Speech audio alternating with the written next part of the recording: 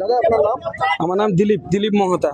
স্থানীয় বাসিন্দা? হ্যাঁ, স্থানীয় বাসিন্দা। আচ্ছা, এই ব্রিজটা এইভাবে কখন ভেঙেছে? ভেঙেছে কালকে রাত্রি 9টা সাড়ে 9টার দিকে। তো তারপরে পুলিশ টুলিশ এসে এদের গার্ড দিয়েছিল, দিয়ে ইঞ্জিনিয়ার এসেছিল তিনজন, রাত্রিবেলায় ইঞ্জিনিয়ার এসেছিল তিনজন। ওনারা দেখে শুনে আবার রাত সকাল থেকে কাজ শুরু হয়েছিল।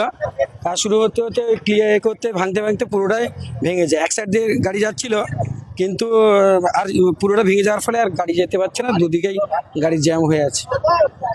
তাহলে গতকাল রাত্রে মানে রাত্রি 9:30টার দিকে এরকম হয়, 9টা সাড়ে 9টার দিকে এরকম ফাটল দেখা দিয়েছে। ফাটল দেখা যায়। গাড়ি যাওয়ার ফলে একটা আওয়াজ হলো, দিতে কিছুটা বসে গেছিল রাস্তা।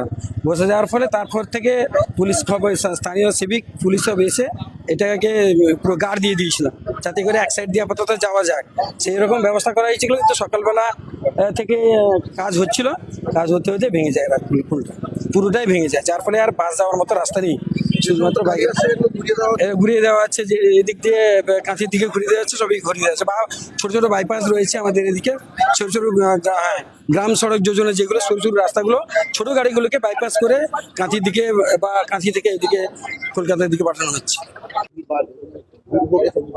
কি বলবেন?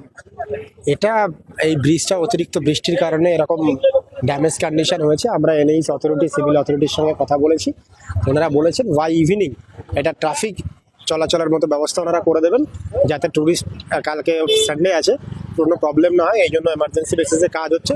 সমস্ত line department, civil department, police department এখানে একসঙ্গে আমরা কাজ করছি।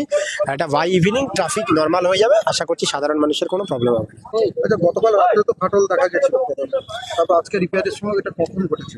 যে গতকালই ফাটল দেখা গেছিলো, গতকালই এনএইচের লোক এসেছিলো, পুলিশ এসেছিলো। তারপর থেকে এখানে কাজ শুরু হয়েছিল। কাজ করতে করতে এই ব্রিজটা তখন ধসে যায়, এবং ধসে যাওয়ার পরে এরপর থেকেও আবার আমরা এনএইচের লোকের সঙ্গে কথা বলেছি, ইঞ্জিনিয়াররাও এখানে আছেন। ওনারা বলেছেন যে সন্ধ্যার মধ্যে এটা রিপেয়ার করে ট্রাফিক নর্মাল করার মতো স্বাভাবিক করে দেবেন।